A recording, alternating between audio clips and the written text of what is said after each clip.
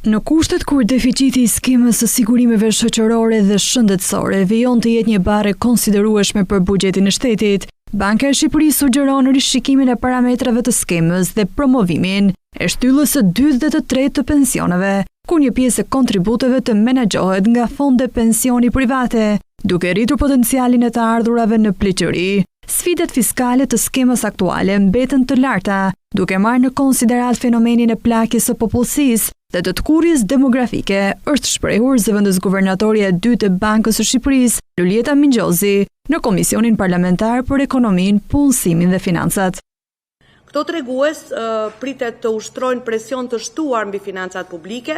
në të ardhmen dhe duke bërë të domosdoshme ndërmarrjen e reformave shtesë që të garantonin reduktimin e vulnerabilitetit fiskal të lidhura me to.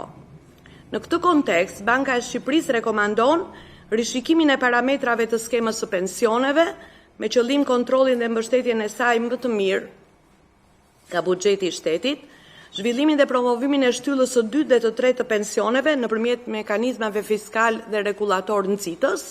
dhe integrimin e analizës së rreziqeve demografike dhe fiskale në kuadrin afatmesëm të programit buxhetor në përputhje me praktikat më të mira të Bashkimit Evropian.